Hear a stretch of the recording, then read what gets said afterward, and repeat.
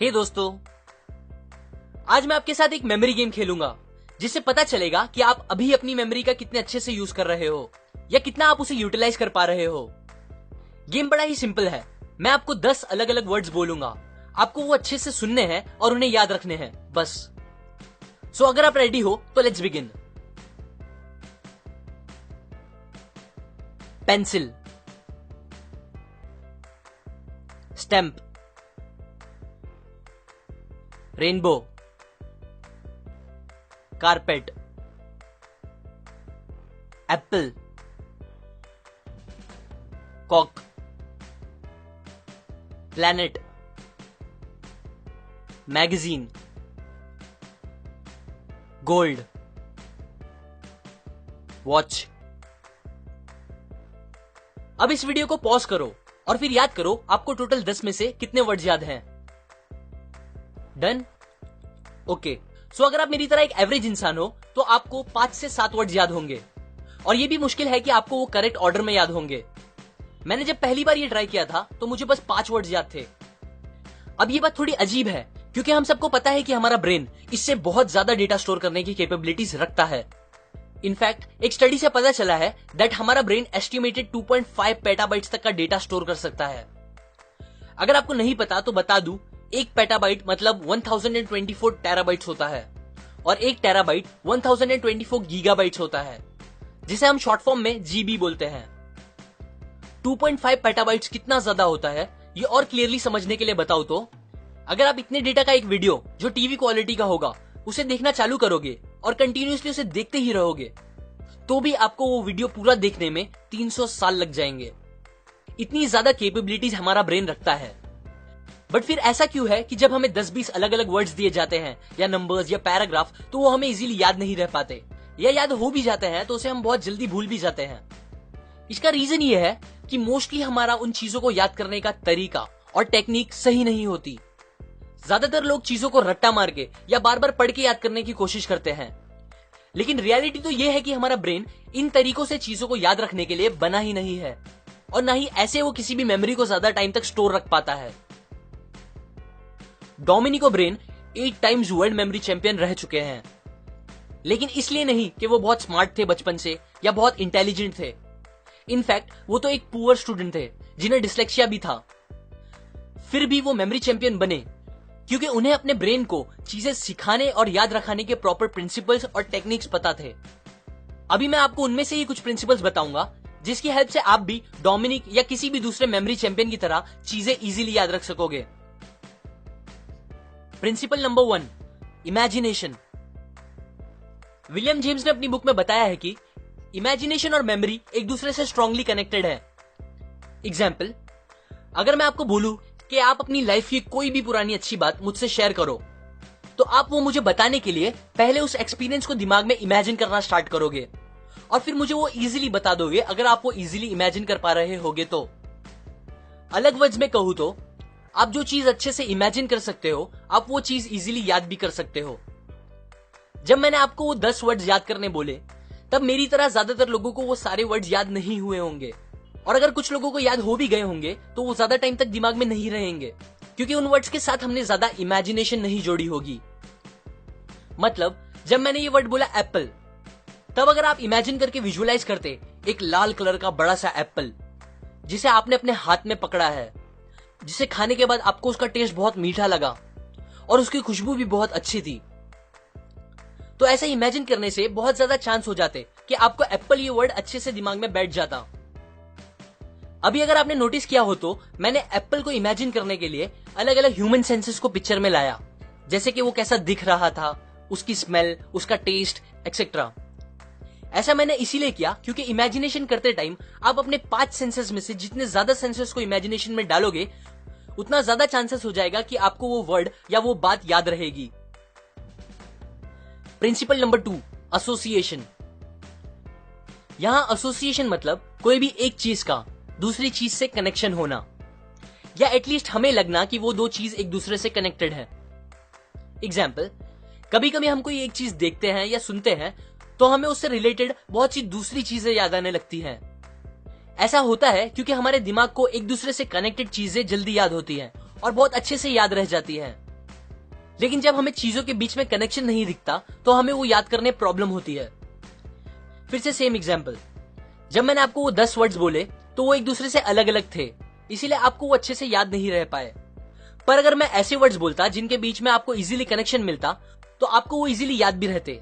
जैसे कि अगर मैं पेंसिल के बाद बोलता इरेजर, रूलर, शार्पनर एक्सेट्रा, तो ये वर्ड्स आपको जल्दी याद होते, क्योंकि ज्यादातर लोग इनके बीच में इजीली कनेक्शन और लिंक देख सकते हैं। सो अगर हमें अलग अलग चीजें याद करनी है तो हमें इमेजिनेशन का यूज करके उनके बीच में एसोसिएशंस बनाने चाहिए। ये दो प्रिंसिपल्स, इमेजिनेशन और एसोसिएशन का यूज करके एक टेक्निक बनती है जिसे स्टोरी मेथड कहते हैं। इस टेक्निक का यूज करके हम अपनी मेमोरी कैपेबिलिटीज को बहुत ज्यादा बढ़ा सकते हैं। और ये प्रैक्टिकली देखने के लिए अब हम फिर से कुछ वर्ड्स को याद करने वाला मेमोरी गेम खेलेंगे, लेकिन इस बार हम उन्हें नॉर्मली याद नहीं करेंगे बल्कि इस स्टोरी टेक्निक से याद करेंगे और देखेंगे हमें कितने डिफरेंट रिजल्ट्स मिलते हैं। आप अपनी आंखें बंद रख के भी ये ट्राई कर सकते हो। बस जैसे जैसे मैं वर्ड्स और स्टोरी बोलते जाऊं आप उसे एकदम अच्छे से इमेजिन करते रहना। So let's begin. Cycle. Imagine करो आप एक लाइट ग्रीन कलर की साइकिल चलाते हुए कहीं जा रहे हो। पेडल मारते हुए आपको ठंडी ठंडी हवा फील हो रही है और काफी अच्छा लग रहा है क्योंकि ये साइकिल एकदम फ्री और कंफर्टेबल है। चॉकलेट। अब साइकिल चलाते चलाते आपको भूख लगने लगती है, सो आप पास की दुकान पे जाके अपनी फेवरेट चॉकलेट का पैकेट लेके उसे खाने लगते हो। गिटार। चॉकलेट खाते खाते आपको एक आवाज सुनाई देने लगती है। जब आप गौर से सुनते हो तो आपको समझ आता है कि यह आवाज गिटार बजने की है और वो गिटार से निकलती आवाज आपको इतनी अच्छी लगती है कि आप उसके पीछे जाने लगते हो। सोल्जर। जब आप उस गिटार बजाने वाले के पास पहुंचते हो तो आप देखते हो कि वो आदमी एक सोल्जर है जो काफी लंबा और स्ट्रांग दिख रहा है और वो हंस के आपको देखने लगता है। सूटकेस। फिर जब आप उस सोल्जर के पैर के पास देखते हो तो आपको एक पुराना सा सूटकेस रखा हुआ दिखता है जिसमें लोग पैसे डाल के जा रहे होते हैं। नेकलेस। तभी एक औरत वहां आती है। उसे उस सोल्जर का टैलेंट इतना पसंद आता है कि वो अपना चमकता हुआ नेकलेस जिसमें एक डायमंड लगा होता है उसे निकाल के सूटकेस में डाल देती है। फुटबॉल। जैसे ही वो नेकलेस डाल के जाने लगती है उसे जोर से आके एक फुटबॉल लगता है। किड्स। फिर जब आप देखते हो कि फुटबॉल कहां से आया तो आपको पास में ही कुछ किड्स दिखते हैं जो अलग अलग गेम खेल रहे होते हैं।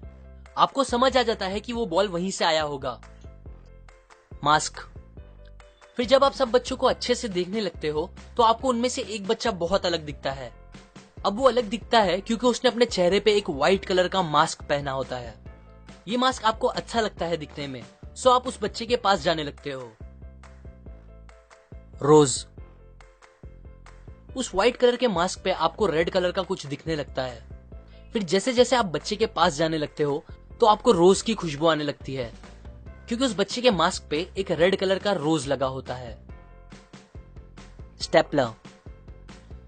जब आप उस बच्चे के एकदम पास पहुंच जाते हो तो आप देखते हो कि उस बच्चे ने उस रोज को खूब सारे स्टेपलर पिन मार के मास्क से चिपकाए होते हैं। रोड।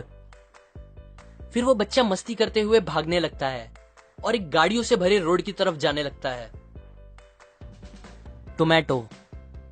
भागते हुए अचानक उसका पैर एक टोमेटो पे आ जाता है जिसकी वजह से वो स्लिप होके गिर जाता है। रॉकेट। गिरने के बाद जब वो आसमान में देखता है तो उसे एक जलता हुआ बड़ा सा रॉकेट ऊपर जाता हुआ दिखता है। दिवाली।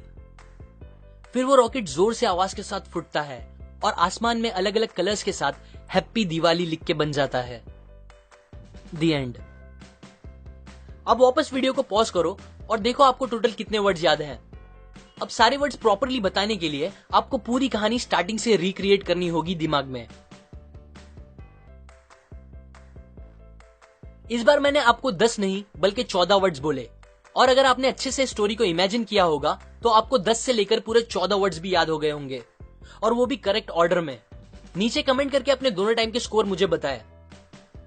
अब ये स्टोरी मेरी इमेजिनेशन थी, इसलिए हो भी सकता है कि आपको वो सारे वर्ड्स एकदम इजीली याद ना हो पाए हो, लेकिन अगर आप खुद से अपनी इमेजिनेशन के साथ स्टोरी बनाओगे तो ये टेक्निक और बेटर काम करेगी।